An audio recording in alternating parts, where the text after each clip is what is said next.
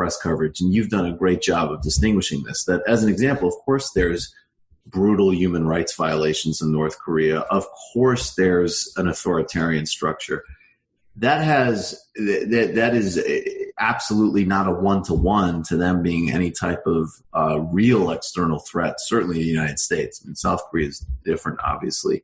And that third, regardless of what you think of the nature of the government, it doesn't mean that they don't have their own valid national security concerns and their own sense of U.S.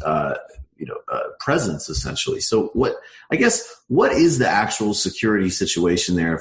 If you were going to look at it just sort of from a realist perspective of the North Koreans, and then in South Korea, where there is actually the threat. I mean, if something went off, we wouldn't pay the consequence in the United States. South Korea and obviously North Koreans would. It seems like this agenda he has of engagement and diplomacy is pretty popular, at least at the moment. Well, his popularity right now is about 70% in recent polls. And a lot of that has to do with, COVID-19 and how the government has handled that. But people also support by a majority. There's been, polls taken on specifically on his North Korea policies. And, about 60%, support this engagement. And, people there are, they're used to, confrontational atmosphere with North Korea. It's been happening for years and years.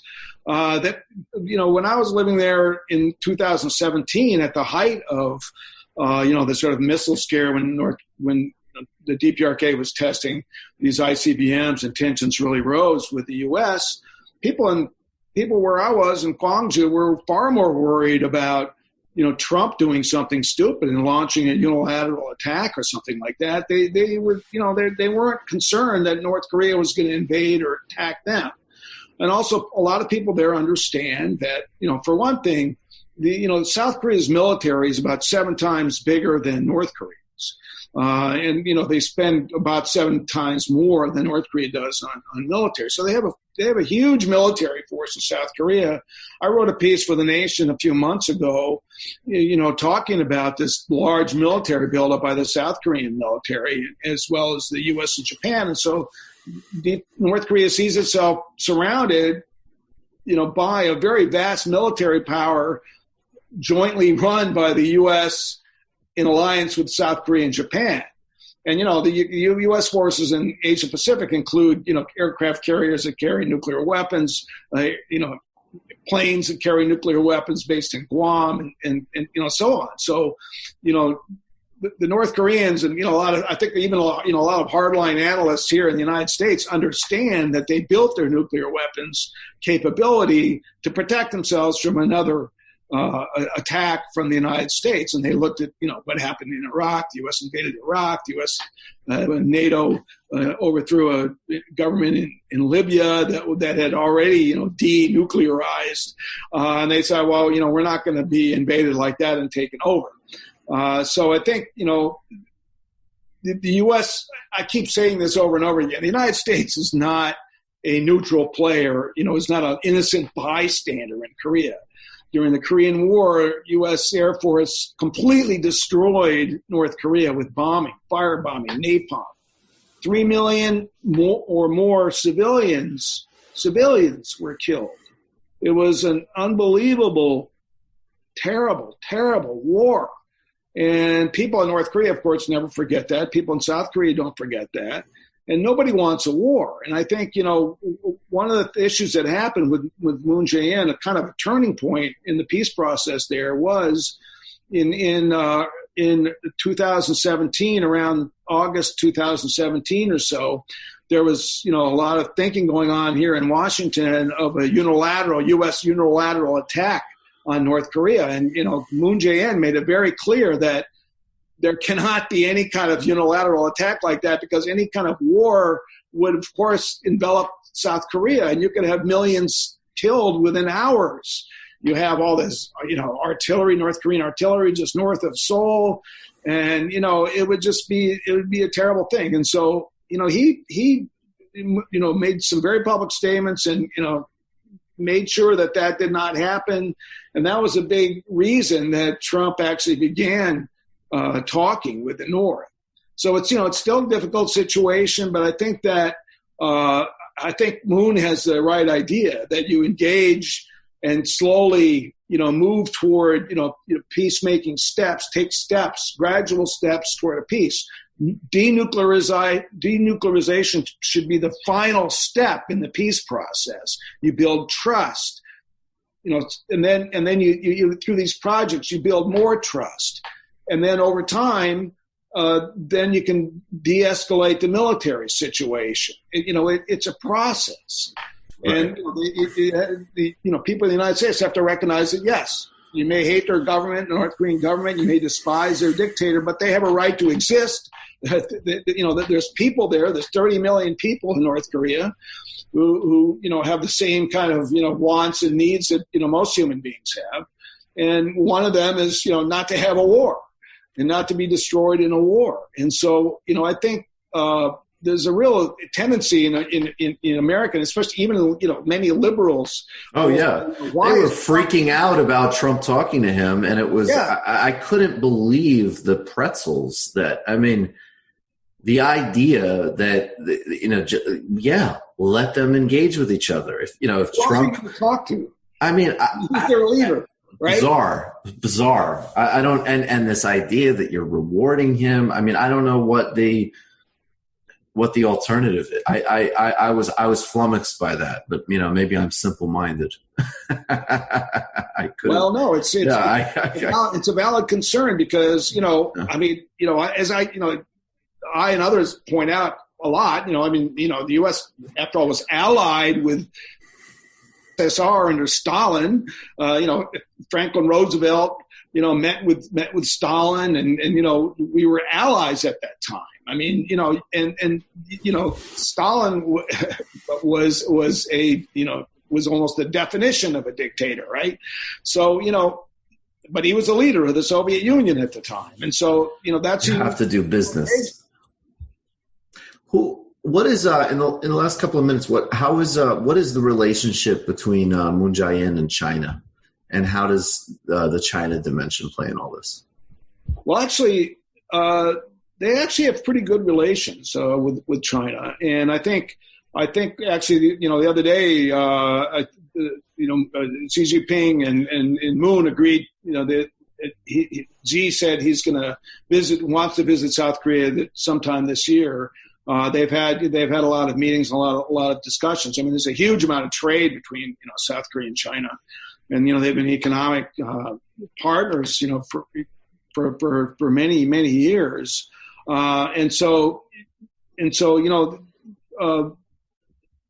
relations can be pretty tense. They got pretty tense, when South Korea allowed or gave permission to the U.S. to build these THAAD anti-missile batteries that were very unpopular in South Korea, but because of the radar in those THAAD system, many people in the government of China thought that was also directed at them.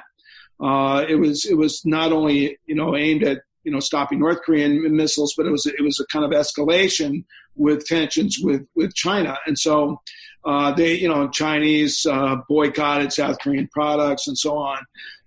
But that's kind of ebbed. But because of China's close relationship with North Korea, they've been allies for a long time. There's no Chinese troops or anything like that in the North, like there are U.S. troops in the South. But so South Korea, has to maintain those kinds of relationships.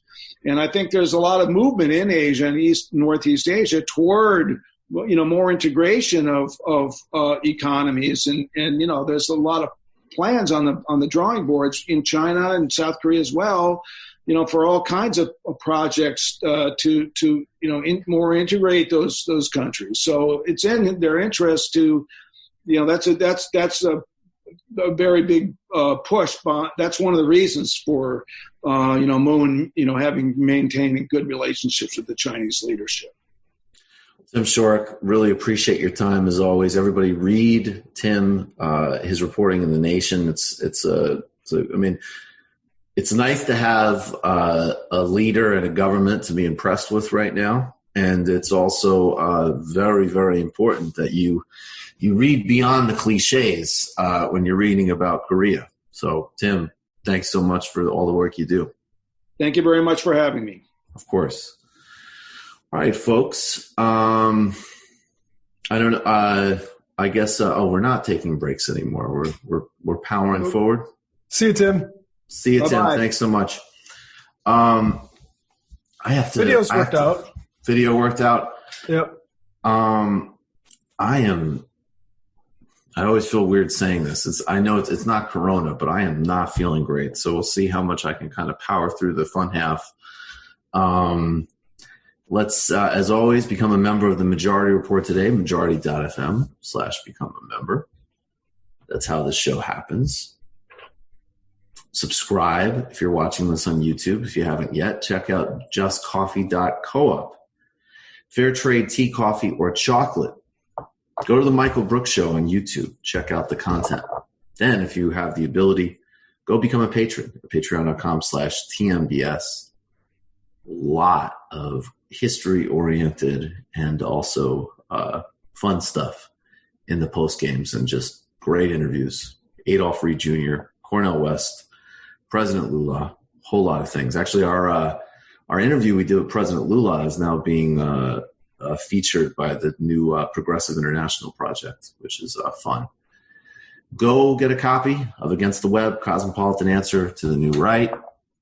And much appreciated, everybody. Jamie, what's cooking? Well, this week on the Antifada, we have a hot, fresh episode of History as a Weapon, the amazing series that Sean does with the great Matt Crispin of Chapo Trap House that came out on Monday. They talk about our current crisis in all of its gory glory, I guess. And they get kind of black-pilled, but like kind of hopeful again towards the end. Check it out. If you don't have any money, write to us and we will hook you up because we are a communist podcast and we would be probably hypocrites if we didn't do that. Also on Wednesday, we released a panel that Andy and I moderated with 3 very smart people as part of Red May Seattle on coronavirus and the future of work, featuring Aaron Bananov, Annie McClanahan, and Magali Miranda. And then tomorrow, we are releasing a crossover episode that Sean did with Terrence from the Trillbilly Workers Party on Origi and World Systems Theory. So check all those things out. Patreon.com/TheAntifada. I like World Systems Theory. I'm a World Systems Theory guy. Hell yeah. Matt. A literary hangover. You know, Michael mentioned our interview with Cornel West, and in that interview, he dropped the name of Richard Slotkin. And I will be talking about Richard Slotkin's The Fatal Environment, the myth of the frontier in the age of industrialization, 1800 to 1890. While playing Red Dead Redemption 2 tonight. I might have to check in. /literary hangover. So it's going to be a good one, folks. Check that out. I'll use Twitch for the first time, buddy. That sounds great. All right, folks. We're going to go to the fun half, and we will see you there.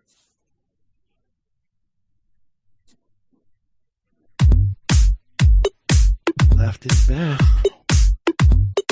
Jamie and I may have a disagreement. Yeah, you can't just say whatever you want about people just because you're rich. I have an absolute right to mock them on YouTube. He's up there buggy whipping like he's the boss. I am not your employer. You know, I'm tired of the negativity. I'm sorry, I didn't mean to upset you. You're nervous, you're a little bit upset, you're riled up. Yeah, maybe you should rethink your defense of that, you fucking idiots. We're just going to get rid of you. All right. But dude,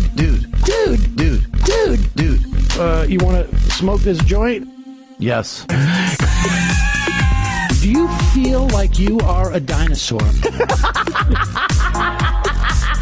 That's a good shit. Exactly. I'm happy now. It's a win-win. It's a win-win-win. Oh, hell yeah. Now listen to me. 2, 3, 4, 5 times. 847-906-501-457. 238 56, 27. 1/2, 5 eighths, 3.9 billion. Wow. He's the ultimate math nerd. Don't you see? Why don't you get a real job instead of spewing